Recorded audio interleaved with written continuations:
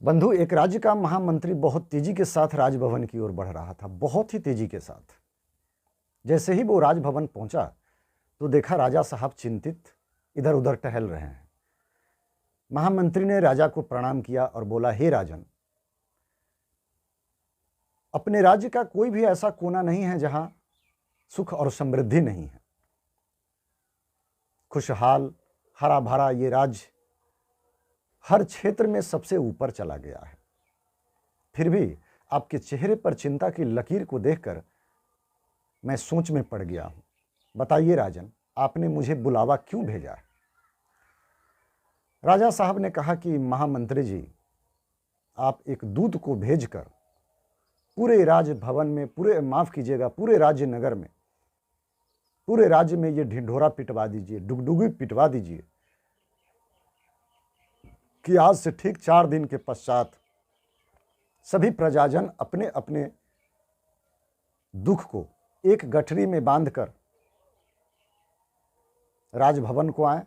सुख का वितरण होगा, सुख का बंटवारा किया जाएगा। महामंत्री सोचने लगे कि राजा साहब ये क्या कर रहे हैं। जैसे ही उन्होंने तर्क देना चाहा तो राजा साहब ने तुरंत बीच में ही टोकते हुए कहा कि महामंत्री जी, मैंने जैसा कह दिया है आप केवल वैसा करिए। खामोश महामंत्री दूत को आदेश दिया। दूत ढिंढोरा लेकर पूरे राज्य में पीटते हुए ये बोला कि आज से 4 दिन के बाद सभी लोग अपने अपने दुख को एक गठरी में बांधकर राजभवन को आएंगे। वहां आपका दुख छूट जाएगा और सुख का जो बंटवारा होगा उसको लेकर आप लोग खुशी खुशी अपने घर को चले आएंगे। इतना सुनते ही सभी प्रजाजन खुशी से झूमने लगे। तय समय के दिन सभी प्रजाजनों ने अपने अपने दुख को एक गठरी में बांधा और राजभवन को इकट्ठा हुआ। कुछ देर पश्चात राजा साहब वहां पर आकर बोले कि बताइए प्रजाजनों, आप सब आ गए?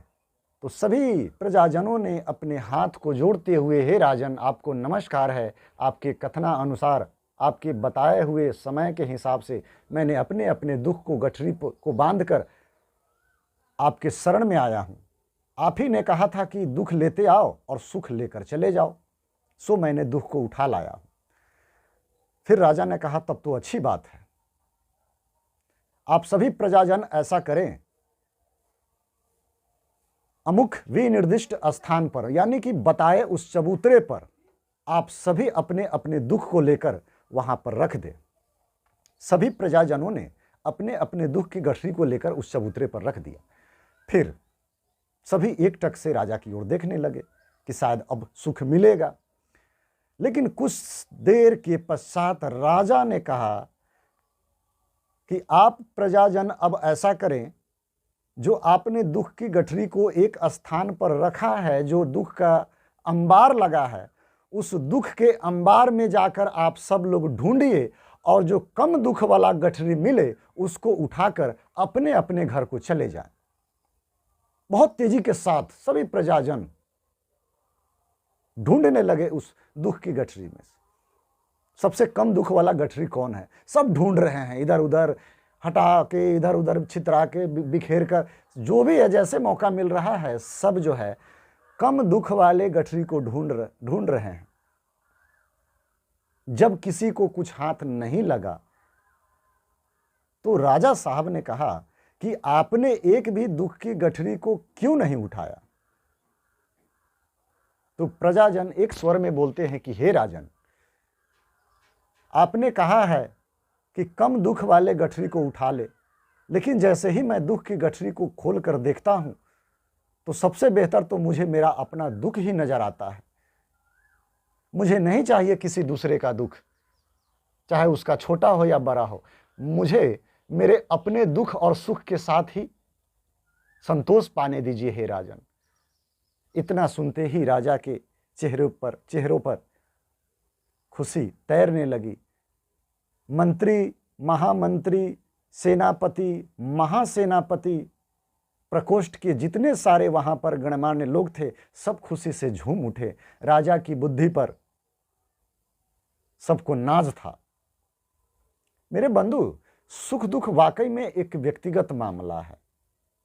आपने देखा होगा बड़े बड़े महलों में रहने वाले लोग भी तनाव से ग्रस्त रहते हैं, चिंता से मुक्त नहीं हो पाते हैं। और कभी कभी चटनी रोटी खाने वाले को भी मैंने देखा है कि बड़े ही खुशी खुशी अपने जीवन को जीते हैं, उत्साह उमंग को अपने सर पर धारण कर वो चहकते रहते हैं। इसलिए सावधान रहें, सचेत रहें और अपने बल बुद्धि और विवेक का प्रयोग करें। सुख आपके भीतर ही मौजूद है। जय श्री राम, जय हिंद। वीडियो पसंद आए तो आप सब्सक्राइब करिए, फेसबुक पर मधु भाई को फॉलो करिए, एक दूसरे में बांटिए। जय श्री राम।